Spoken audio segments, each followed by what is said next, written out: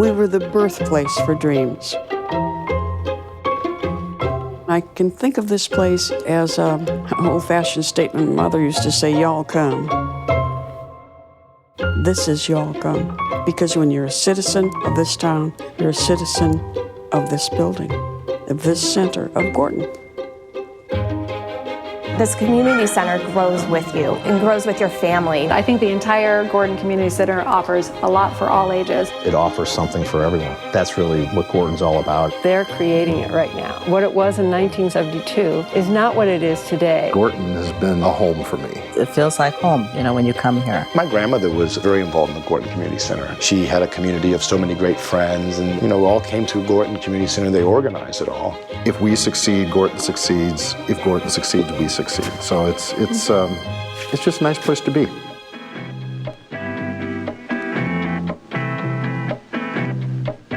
I always loved the arts from a young age, and so I signed up for a bunch of different plays. And Gorton had a very interesting way of doing these musicals, which might have contributed somewhat to my improvisational stuff later in life, where we wouldn't have written lines. You would just step into a scene and say, okay, Mr. Warbucks, you have to get Annie to listen to this, and Annie, you don't want to do this. At the end of every production, they paint on the wall the name of the show, the year, their names, and it is a living history.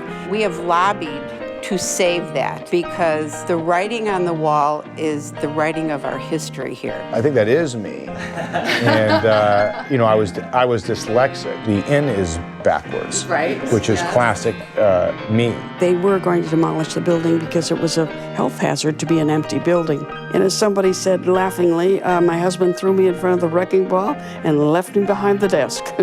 We recently lost a phenomenal comedian in Robin. He went to school here. He was a student at Gorton. I think it's a landmark that many of us that have lived here pretty much all our lives, we remember it as being a cornerstone.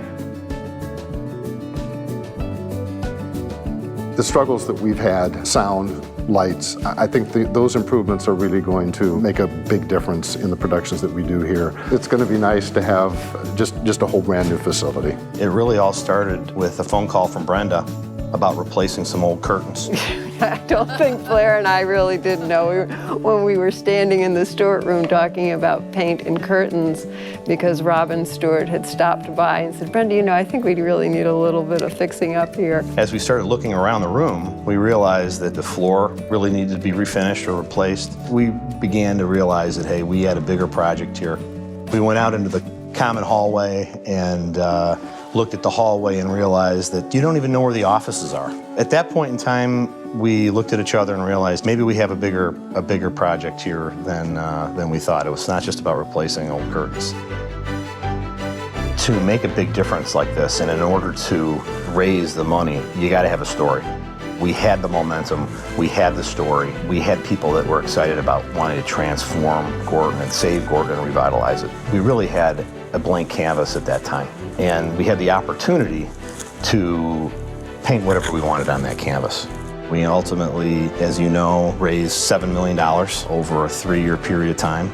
One of the first big ideas was to open it up so that from the outside you could see what was going on. The other part is that this was outdated, all the facilities here on stage. We started out with the idea of enhancing the program that was already happening here, and then we began to think about what do people feel when they come in. We wanted to make people visible, and then the individual spaces, how did they become more functional, both from a technology point of view, which needed upgrading. So lots of things that would make people feel proud to be here. It's taken us 4 years from the very beginning when we first looked at the curtains to the end of this summer when we're going to be completed with the project.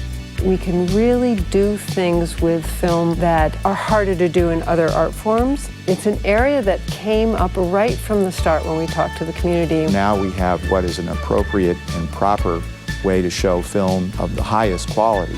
We worked on the technology. We were able to improve the seats so they'll be more comfortable, better sight lines. The sound system, the lighting, all of that are now first rate, and so it'll support the kind of programs that Gorton's already offering, and will be able to add programs because of the capabilities that this space now possesses. It's just going to be a lot more fun.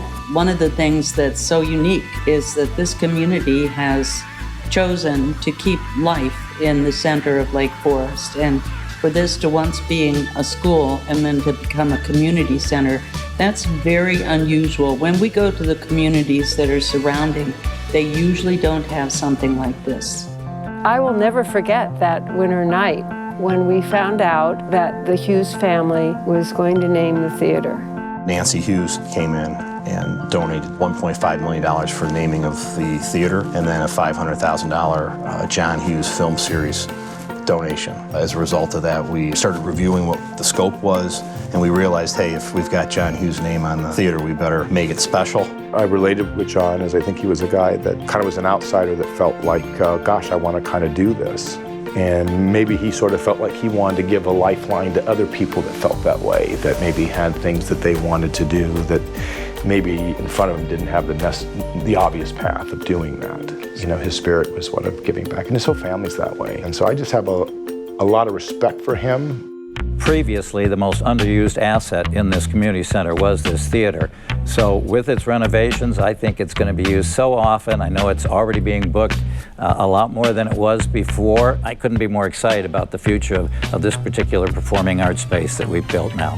It's all about the music, and it's all about the people making the music and then the audience enjoying the music. There's really nothing more gratifying than when people stand up and they clap for you at the end of a piece that you know you played well or you really nailed it. If these kids can get up on stage in front of 200, 300 people and create a character, memorize lines, and sing, how valuable is that for them to be able to get up in front of a class and give a speech? It becomes a part of them that they can carry with them for the rest of their lives. That's what's exciting to me always about the arts, is that there's no limit. It's just what you can kind of imagine or dream up or perceive, and then there's sort of the work ethic and the execution to sort of follow that. So I just really enjoyed the experience of getting to be in plays and getting to perform. I'm glad to know that that's going to continue in Lake Forest, and I'm excited for all the families that participate, whether they are involved or they come out and they see what everyone's working on and have a fun night watching.